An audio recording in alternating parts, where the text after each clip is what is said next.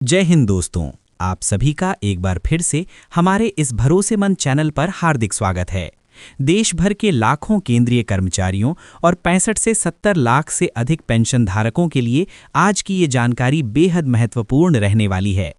आज हम बात करने जा रहे हैं उन सभी बड़ी और महत्वपूर्ण अपडेट्स की जो सीधे तौर पर आपकी सैलरी, पेंशन, महंगाई भत्ता, एरियर, फिक्स्ड मेडिकल अलाउंस, अतिरिक्त पेंशन और आने वाले 8वें केंद्रीय वेतन आयोग से जुड़ी हुई हैं। आज के समय में हर कर्मचारी और हर पेंशनर की निगाहें आने वाले आर्थिक फैसलों पर टिकी हुई हैं, क्योंकि महंगाई लगातार बढ़ रही है और ऐसे में वेतन तथा पेंशन में होने वाले बदलाव ही उनकी आर्थिक स्थिति को मजबूत बना सकते हैं। यही कारण है कि 8वें केंद्रीय वेतन आयोग को लेकर देश भर के कर्मचारियों और पेंशनरों में भारी उत्सुकता देखने को मिल रही है।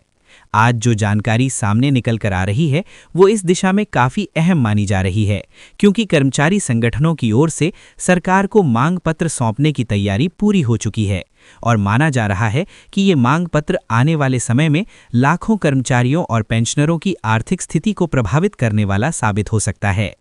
दोस्तों, सबसे पहले बात करते हैं 8वें केंद्रीय वेतन आयोग से जुड़ी उस बड़ी खबर की जिसका इंतजार देश भर के कर्मचारियों और पेंशनरों को लंबे समय से था।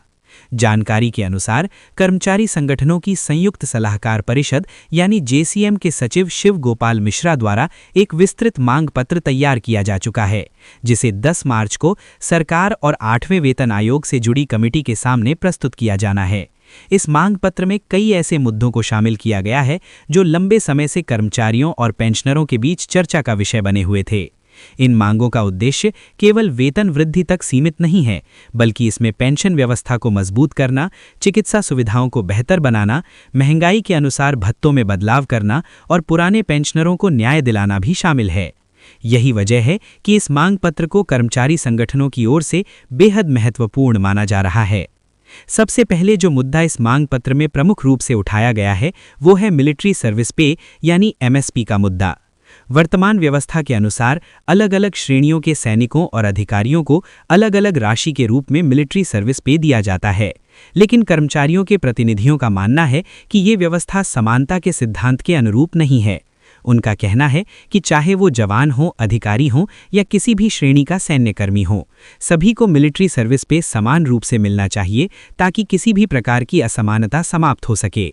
यही कारण है कि इस मांग पत्र में ये प्रस्ताव रखा गया है कि मिलिट्री सर्विस पे की राशि चाहे 12,000 तय की जाए या 18,000 तय की जाए या कोई अन्य राशि तय की जाए, लेकिन वो सभी पात्र कर्मचारियों के लिए समान होनी चाहिए।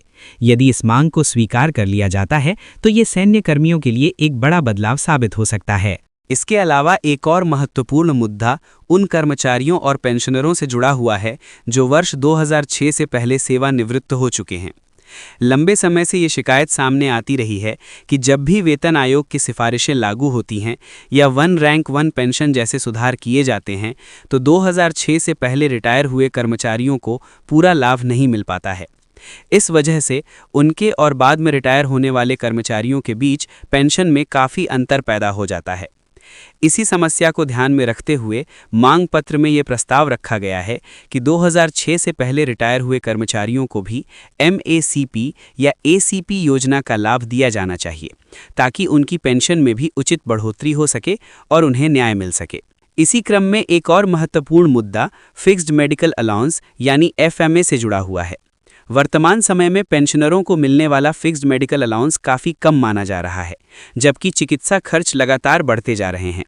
दवाइयों की कीमतें बढ़ रही हैं, अस्पतालों के खर्च बढ़ रहे हैं और बुजुर्ग पेंशनरों के लिए चिकित्सा सुविधाओं की आवश्यकता भी अधिक होती है।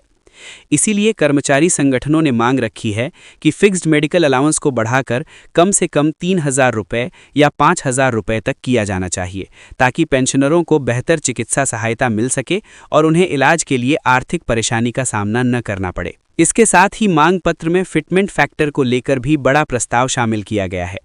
फिटमेंट फैक्टर वो महत्वपूर्ण आधार होता है जिसके अनुसार कर्मचारियों की नई सैलरी और पेंशन तय होती है। इस बार कर्मचारियों की ओर से ये मांग रखी गई है कि फिटमेंट फैक्टर को कम से कम 3.25 रखा जाना चाहिए। यदि ऐसा होता है तो कर्मचारियों और पेंशनरों की सैलरी और पेंशन में काफ़ी बड़ी बढ़ोतरी देखने को मिल सकती है। इसके अलावा ये भी सुझाव दिया गया है कि फिटमेंट फैक्टर तय करते समय नीचे के स्तर के कर्मचारियों को अपेक्षाकृत अधिक लाभ दिया जाना चाहिए ताकि वेतन में संतुलन बना रहे और असमानता कम हो सके। एक और दिलचस्प मांग ये भी रखी गई है कि छठे वेतन आयोग के समय लागू किया गया ग्रेड पे सिस्टम फिर से लागू किया जाना चाहिए। कर्मचारियों का मानना है कि जब ग्रेड पे व्यवस्था थी तब प्रमोशन और वेतन वृद्धि की प्रक्रिया अधिक स्पष्ट और संतुलित थी, लेकिन बाद में इसे हटाने के बाद कई मामलों में कर्मचारियों को प्रमोशन के बावजूद अपेक्षित वेतन वृद्धि नहीं मिल पाती है और पेंशन पर भी उसका पूरा प्रभाव नहीं पड़ता। इसलिए ये मांग उठाई गई है कि ग्रेड पे जैसी व्यवस्था को फिर से लागू किया जाए ताकि कर्मचारियों को उनके पद और अनुभव के अनुसार उचित वेतन मिल सके। इसके अलावा पेंशनरों के लिए अतिरिक्त पेंशन की व्यवस्था को भी संशोधित करने का प्रस्ताव रखा गया है। वर्तमान में 80 वर्ष की आयु के बाद अतिरिक्त पेंशन दी जाती है, लेकिन कर्मचारियों का कहना है कि उम्र बढ़ने के साथ खर्च भी बढ़ते हैं, इसलिए ये सुविधा पहले शुरू होनी चाहिए। मांग पत्र में सुझाव दिया गया है कि 65 वर्ष की आयु पर 5% अतिरिक्त पेंशन, 70 वर्ष की आयु पर 10% और 75 वर्ष की आयु पर 15% अतिरिक्त पेंशन दी जानी चाहिए। यदि सरकार इस प्रस्ताव को स्वीकार कर लेती है तो ये बुजुर्ग पेंशनरों के लिए काफ़ी राहत देने वाला कदम साबित हो सकता है। इसी तरह एक और मुद्दा ऑनरी रैंक से जुड़ा हुआ है। कई बार सेवा के दौरान या सेवानिवृत्ति के बाद कर्मचारियों को सम्मान स्वरूप ऑनरी रैंक प्रदान की जाती है, लेकिन इसके साथ किसी प्रकार का आर्थिक लाभ नहीं दिया जाता। कर्मचारियों का कहना है कि यदि किसी को ऑनरी रैंक दी जाती है तो उसके साथ कुछ वित्तीय लाभ भी जोड़ा जाना चाहिए ताकि उस सम्मान का वास्तविक महत्व भी बना रहे। इसके अलावा पेंशन कम्यूटेशन की अवधि को लेकर भी एक बड़ा प्रस्ताव सामने आया है। वर्तमान नियमों के अनुसार पेंशन कम्यूटेशन की राशि की रिकवरी 15 वर्षों तक की जाती है, लेकिन कर्मचारी संगठनों का कहना है कि ये अवधि काफ़ी लंबी है और इसे घटाकर 12 वर्ष किया जाना चाहिए। इस विषय पर विभिन्न न्यायालयों में भी चर्चा हो चुकी है और कई निर्णय भी सामने आए हैं, इसलिए संभावना जताई जा रही है कि आने वाले समय में इस पर भी सकारात्मक फैसला लिया जा सकता है। महंगाई भत्ते के फॉर्मूले को लेकर भी बड़ा मुद्दा उठाया गया है। कर्मचारियों का कहना है कि वर्तमान में महंगाई भत्ता जिस उपभोक्ता मूल्य सूचकांक के आधार पर तय किया जाता है वो वास्तविक महंगाई को पूरी तरह नहीं दर्शाता। बाजार में जिस गति से महंगाई बढ़ रही है उसके मुकाबले महंगाई भत्ते में केवल 2 या 3% की बढ़ोतरी पर्याप्त नहीं है।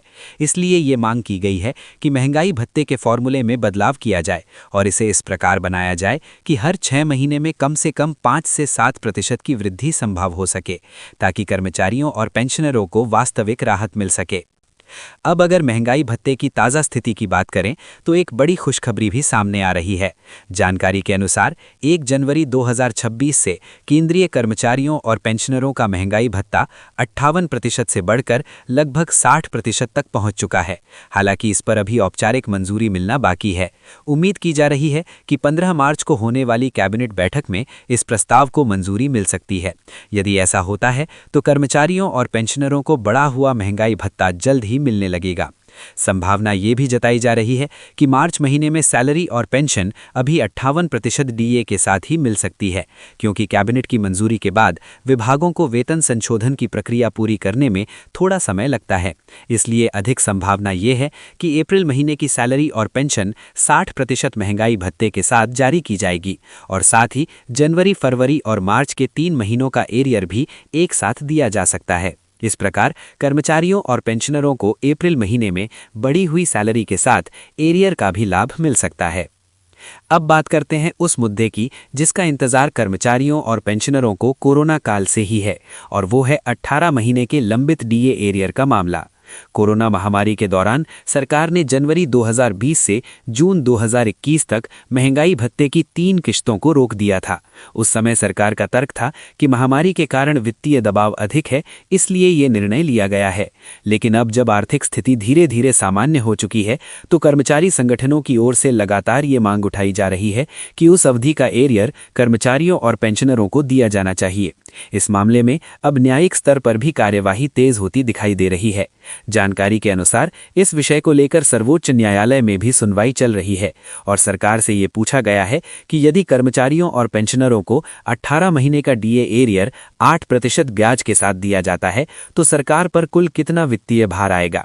सरकार को इस संबंध में मार्च महीने के भीतर अपना जवाब प्रस्तुत करना है। इसके बाद इस मामले में आगे की सुनवाई होगी और संभव है कि इस पर कोई बड़ा फैसला सामने आए। हाल ही में पश्चिम बंगाल सरकार को भी डीए एरियर भुगतान के संबंध में न्यायालय की ओर से निर्देश दिए गए हैं, जिसके बाद कर्मचारियों और पेंशनरों की उम्मीदें और भी बढ़ गई हैं।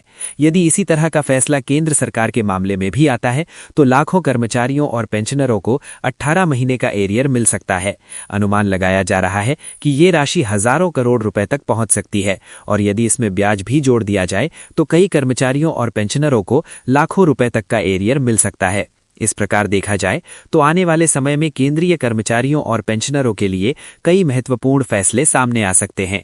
8वें वेतन आयोग की सिफारिशें, महंगाई भत्ते में वृद्धि, एरियर का भुगतान, फिक्स्ड मेडिकल अलाउंस में बढ़ोतरी और अतिरिक्त पेंशन जैसी कई योजनाएं उनकी आर्थिक स्थिति को मजबूत बना सकती हैं। अब सभी की निगाहें सरकार और संबंधित समितियों के फैसलों पर टिकी हुई हैं, क्योंकि यही फैसले तय करेंगे कि आने वाले वर्षों में कर्मचारियों और पेंशनरों को कितना आर्थिक लाभ मिलने वाला है। दोस्तों, उम्मीद है कि आने वाले समय में इन सभी मांगों पर सकारात्मक निर्णय लिया जाएगा और देश भर के लाखों कर्मचारियों तथा पेंशनरों को उनका हक मिलेगा। अगर ऐसा होता है तो ये केवल वेतन और पेंशन में वृद्धि का मामला नहीं होगा, बल्कि ये उन लोगों के सम्मान का भी सवाल होगा जिन्होंने अपना पूरा जीवन देश की सेवा में समर्पित किया है। इसलिए सभी कर्मचारी और पेंशनर आने वाले दिनों का बेसब्री से इंतजार कर रहे हैं, क्योंकि यही समय उनके भविष्य की आर्थिक दिशा तय करने वाला साबित हो सकता है।